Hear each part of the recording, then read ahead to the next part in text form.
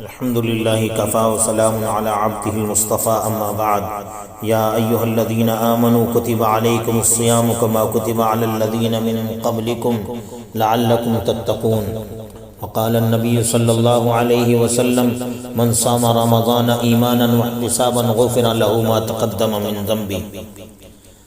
اللہ کے نیک صالح بندو، یقیناً یہ موسم اور یہ رمضان کا مبارک مہینہ، یہ اللہ تعالیٰ نے جو یہ اوقات، یہ ساعات مرحمت فرمائی ہیں، یہ ہمارے لیے بہت بیش قیمت ہیں۔ ان کی جتنی قدر کر لیں اتنا ہی ہمارے لیے فائدہ مند ہوگا۔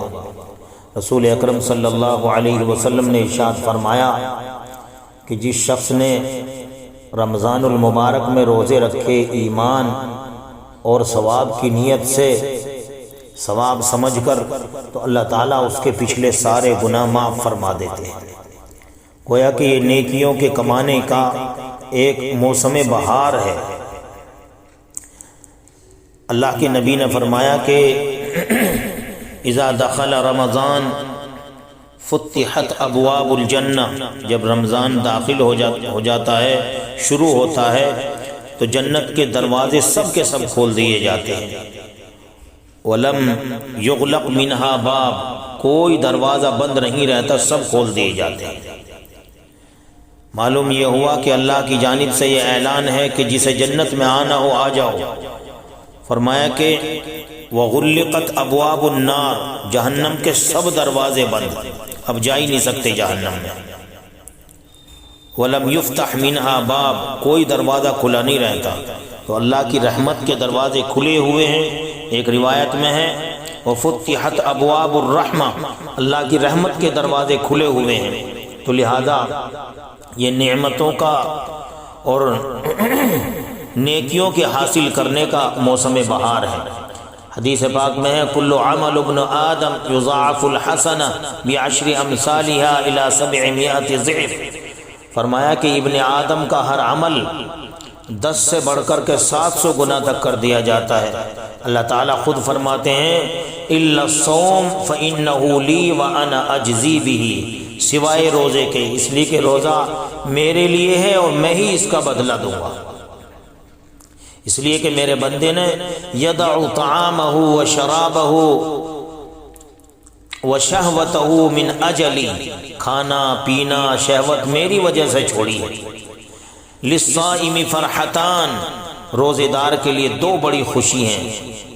فرمایا فرحت عند فطری، ایک تو افطار اور عید کے دن، اور وہ فرحت عند لقاء ربی، دوسری خوشی جو بیان میں بھی نہیں آ سکتی، وہ روزے دار کی جب اللہ سے ملاقات ہوگی وہ خوشی ہوگی۔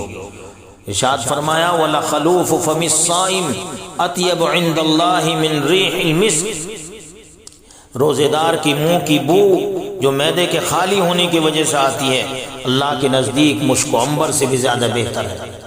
ایک حدیث میں نبی اکرم صلی اللہ علیہ وسلم نے فرمایا للصائم عند افطارہ دعوت مستجابہ، کہ افطار کے وقت ایک دعا ایسی ہے جو روزے دار کی ضرور قبول ہوتی ہے۔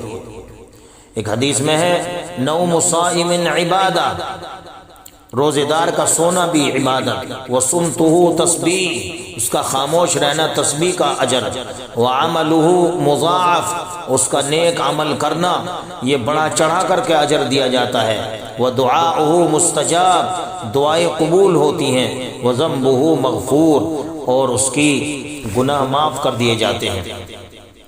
فرمایا حدیث پاک میں ہے نبی کریم صلی اللہ علیہ وسلم نے فرمایا کہ 3 دعائیں ایسی ہیں جو روزے دار کی قبول ہوتی ہیں۔ ثلاث دعوات مستجاب، دعوت الصائم، روزے دار کی دعا، ودعوت المسافر، مسافر کی دعا، ودعوت المظلوم، مظلوم کی دعا قبول ہوتی ہے۔ فرمایا لکل شیء زکات وزکات الجسم الصوم، ہر چیز کی ایک زکات ہے، جسم کی زکات روزہ ہے۔ الصیام جنہ، روزہ ڈھال ہے جہنم سے بچاؤ کے لیے۔ اسی طریقے سے نبی کریم صلی اللہ علیہ وسلم نے ارشاد فرمایا لو ان رجلا صام یوما تطوعا، اگر کوئی شخص ایک